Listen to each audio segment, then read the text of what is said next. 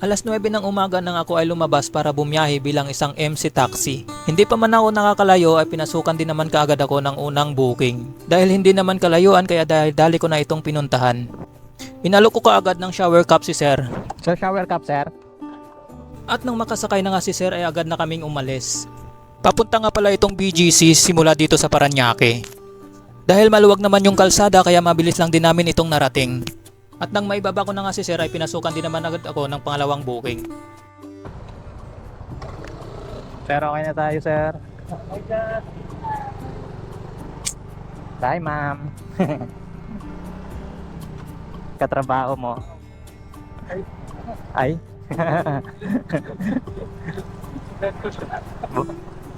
Baka mamaya. Baka mamaya.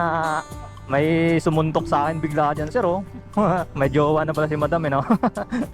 Actually, meron na. Oh, pag may jowa na, wag na, sir. Okay sa kanya, pangalawa ka. Ay sa akin, sir, di okay. Ayoko ng pangalawa, sir. Basta sa ano. Wala ka. Yung walang sabit tayo, sir. Kahit single ma'am, sir, palag na. Basta walang sabit. Diba, sir? Mahirap talaga, may sabit. Oh? Yung? Okay lang naman yun, sir. Single ma'am, wala namang ano na eh. Wala naman din kasi na patay na yung ano. Oo. Likan. Oo. Okay lang yun. At least, Opo, sir. At dito nga ay nagkwento ni sir na kanina pa daw siya nag-book ngunit walang kumukuha ng kanyang booking dahil ang mode of payment ng kanyang booking ay cashless or GR Pay. pare. So, bago naman, wala naman wala na din. Maraming joyride yan, sir. Naghanap sa kami kasi Baka ayaw nila kasi cashless. pang namin. Ikot ko. Sabi na agad dyan. Oo.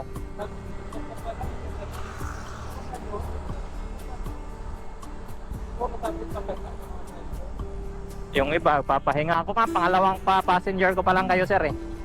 Oo. Parañaque po. Oo. May natid ako dyan banda sa inyo. Sa St. Floc's ba yun?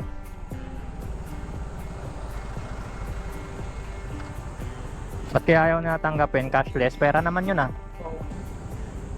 Okay lang yun. Kahit cashless, sir. Oo, pera pa rin naman yun. Ayaw nila ng pera. Sa akin na lang.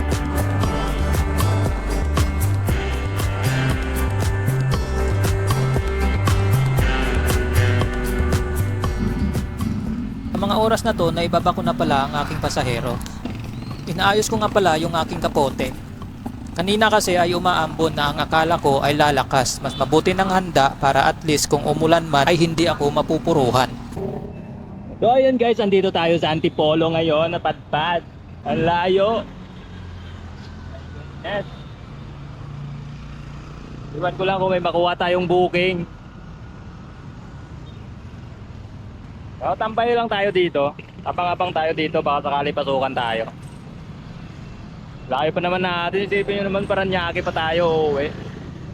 Basta dito tayo ngayon sa, sa may Dalig. Sa Antipolo.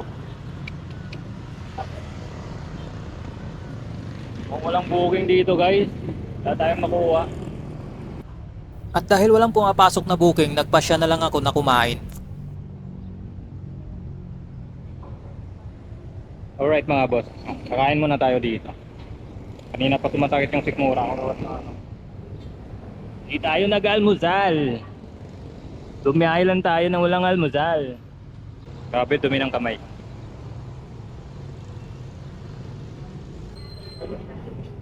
Ano yung may sabaw nyo, te? Ay, nilagang baka. Baka. Okay, magkano isang order, te? 70, tapos rice. Okay. Dalawang rice. Dito. Pwede dito, te? Saan ba pwede? Dito. Kakain muna tayo mga boss. Hindi tayo nakakain. Lumabas lang tayo kanina umaga. Tapos, Ay ngayon, nakaramdam tayo ng hilab ng tiyan. Nandito tayo ngayon sa Antipolo, napadpad. Bali may passenger ako kanina, may pasahero ako kanina galing Pasig. Ortigas banda yun eh. Ang layo. Pero okay naman yung mga nadaanan namin kasi yung mga nadaanan namin first time ko madaanan yun. Pero maganda. Ay, thank you po. So kain muna tayo dito. Titingnan ko mamaya kung may makukuha tayo. Ang layo pa naman natin. Isipin nyo naman Paranaque, tapos napadpad tayo Antipolo. Tutusin, may kami dito sa Teresa mga kasigay. May mga pinsan ako dito sa Teresa. Tutusin, pwede ko silang bisitahin dun ngayon eh. Pwede nga niya ulit sa bang pagbitin sa'yo. Okay lang po. Okay na to. Ay, sige po, sige po. Nilagang baka nga pala yung ulam ko. Ilagang baka. Pinigaan ko kaagad ng kalamansi yung platito. At dito tumaya ako para kunin yung patis. Dahan-dahan na binuhos at saka tinakpan ito. Pinisaan ko na din pala ng sili. At nang tikman ko, bigla akong may naalala. Di ko nasasabihin kung ano yun. Basta yun na yun.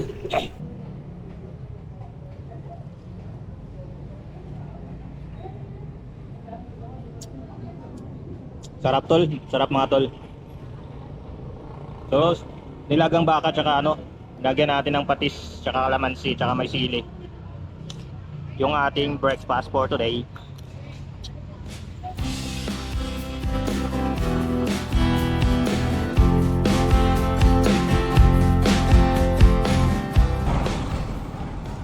Ayan mga boss, no? Tapos na tayong kumain.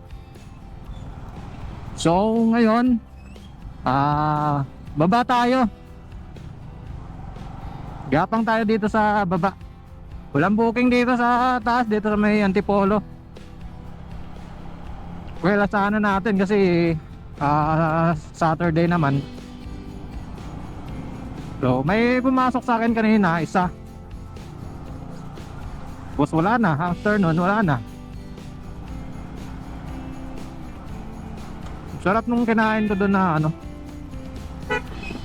na nilagang baka. Masarap siya, kaya lang tipid. Dalawang hiwa, 70 pesos. And then kakapiranggot na na gulay. Grabe, sobrang mahal na kasi ng mga gulay ngayon eh. Sobrang mahal na ng mga bilihin, my goodness. So, ako ay mag-rahan-rahan lang muna dito.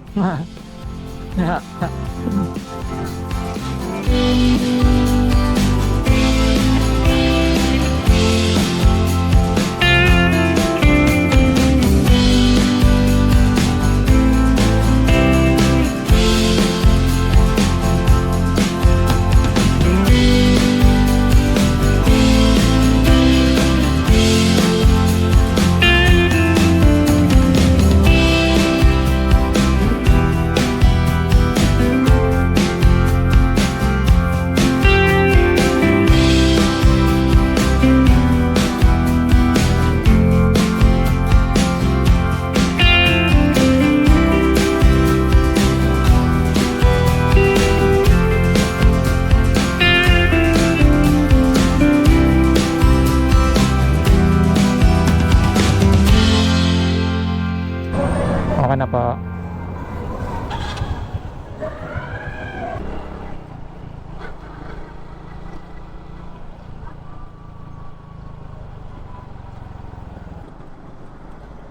Alright mga boss, pauwi na po ako.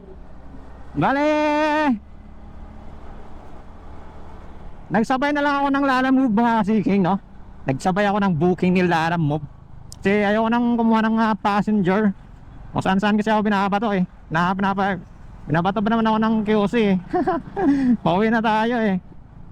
Kaya nagpasya ako na kumuha ng booking ni Lalamove na lang para at least, di ba, at papauwi may dala tayo. Batangas din yun.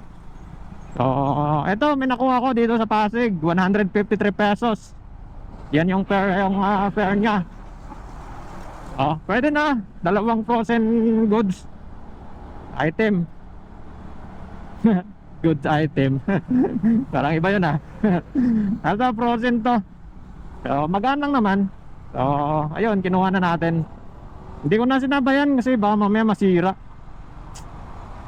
Baka kasi hinihintay na ng may-ari. So rekta hatid na natin to. This time mag-upload na po tayo. Yeah. Makapag-focus na po tayo sa ating libangan. Yeah. Woo! Yan naman talaga yung gusto natin, di ba? Ayun, makwento ko na lang din, no? Bakit full time na ako as MC taxi at saka delivery. So, dito naman kay delivery sa Lalamove, di naman natin yan bibitawan. Source of income pa rin naman natin siya. So pwede naman natin pagsabayin if ever, or depende kung anong trip natin. kung anong trip ko para kumita ng pera. Ang mahalaga malinis, di ba? At pinaghirapan, no? Gamit yung dugo at pawis. So yun lang naman yung ano natin dito, yung goal, no? Of course, syempre pinaka-goal natin is maka-upload ng mga video eh. So, ito katuwaan lang to sa akin mga kasiking ha. Lagi ko naman sinasabi, libangan. So, at least this time, fully yung time natin, ano na.